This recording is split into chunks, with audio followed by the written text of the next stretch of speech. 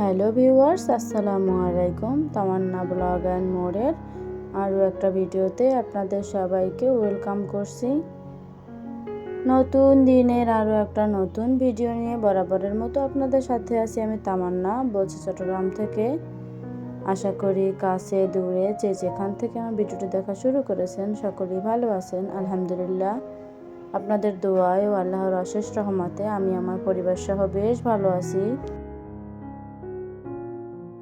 ভিডিওর শুরুতে আমার প্রিয় সব আপু ভাইয়াদের একটা কথা মনে করিয়ে দেয়, আমার ভিডিওটি যারা দেখা শুরু করেছেন প্লিজ একটা লাইক দিয়ে আমার ভিডিওর সাথেই থাকবেন, কারণ আপনাদের ছোট্ট একটা লাইকই পারে আমার ভিডিওটি আপনাদের মতো আরও অনেকজনের কাছে পৌঁছে দিতে। তাই প্লিজ একটা লাইক দিয়ে ভিডিওর সাথেই থাকবেন। আর ভিডিওর কোথাও কোনো অংশ ভালো লাগলে একটা ছোট্ট কমেন্ট করে জানাতে পারেন। আপনাদের এক একটা কমেন্ট আমাকে পরবর্তী আর একটা নতুন ভিডিও তৈরি করতে অনেকটা উৎসাহিত করে। তাই প্লিজ সবাই একটা সুন্দর কমেন্ট করে জানিয়ে যাবেন আমার ভিডিওটি আপনাদের কাছে কেমন লাগলো। দুপুরে রান্না বান্না দিয়ে আজকে ভিডিওটি শুরু করেছি। আজকে দুপুরে এখানে লাউ চিংড়ি মাছ দিয়ে রান্না করছি আর চিংড়ি মাছ ভুনা করছি। এগুলোই দুপুরের খাবার আজকে। দীর্ঘ 5 বছর পরে আমি সংসারের জন্য ছোট্ট একটা জিনিস কিনেছি। সেই সংসার জীবন যখন শুরু করেছিলাম আজ থেকে 6 বছর আগে, তখন কিছু জিনিস কিনেছিলাম সংসারের জন্য। ওই জিনিসগুলো এই 5-6 বছরে আর কখনোই কেনা হয়নি। আর এই 5-6 বছর পরে আবারও সেই ছোট্ট একটা জিনিস নিলাম সংসারের জন্য, তাই আপনাদের সাথে শেয়ার করব আজকে। আমার আসলে 8 বছরের বিবাহিত জীবন, কিন্তু আমার সংসারের বয়স কেবল 6 বছর।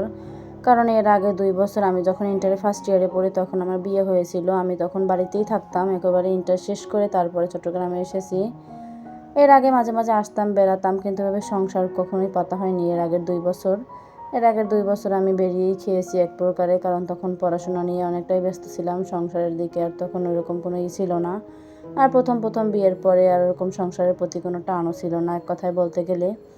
এরপরে আমি যখন ইন্টারটা শেষ করি তারপরে আসি আর কি। আমার হাজব্যান্ড তখন নিয়ে আসে আমাকে চট্টগ্রামে।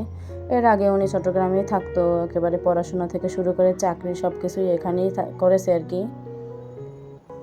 কিন্তু আমাদের দুজনেরই দেশের বাড়ি এক জায়গায়, পাশাপাশি বাড়ি একেবারে বলতে গেলে। ছোটোবেলায় আগে যখন আমি চট্টগ্রামের নাম শুনতাম তখন অনেকটাই ভয় লাগতো, ওরে বাবা আমার দেশের বাড়ি তো বরিশাল, বরিশাল থেকে চট্টগ্রাম বলতে গেলে অনেক দূরে, একেবারে বাংলাদেশের এক প্রান্ত থেকে অন্য আর এক প্রান্তে।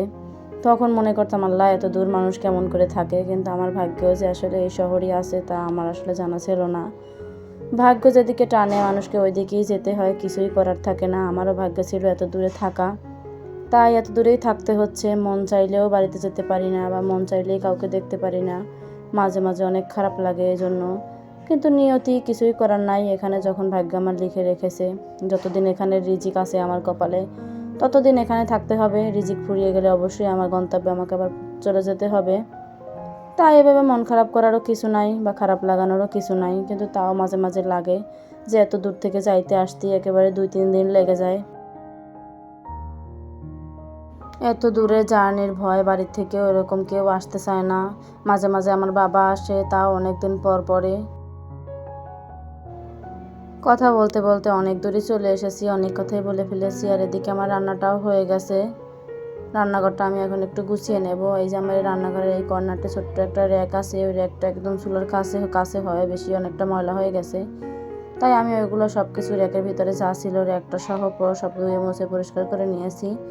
আর এখন এই যে সাইডটা একটু ভালোভাবে মুছে পরিষ্কার করে নিচ্ছিলাম, টাইলসের গায়ে তো ময়লা লেগে থাকে, ওগুলো একটু ভালোভাবে পরিষ্কার করে নিচ্ছিলাম।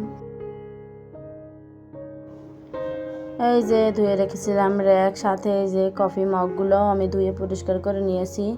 আর এখন এই যে জায়গা মতন সেট করে নিয়েছি। আর ওই কর্নারে যে আর্টিফিশিয়াল লতাটা থাকে ওটাও আমি ধুতে দেব, তাই ওয়াশরুমে রেখে দিয়েছি। পরে গোসলের সময় ওগুলো পরিষ্কার করে নেব, তারপরে শুকিয়ে গেলে আবার সেট করে দেব জায়গা মতন। আর এখন এই যে কফি মগগুলো ভালোভাবে গুছিয়ে নিচ্ছিলাম যার যার জায়গা মতো। আজকে আমি আমার বেডরুমটাকে খুব সুন্দরভাবে ডিপ ক্লিন করে নিয়েছি। ওগুলো আর ক্যামেরায় শেয়ার করা হয়নি, কারণ আমি ক্যামেরা অন করে কাজ করতে গেলে আমার কাজে অনেক লেট হয়ে যায়, তাই আমি আর ওটা শেয়ার করিনি।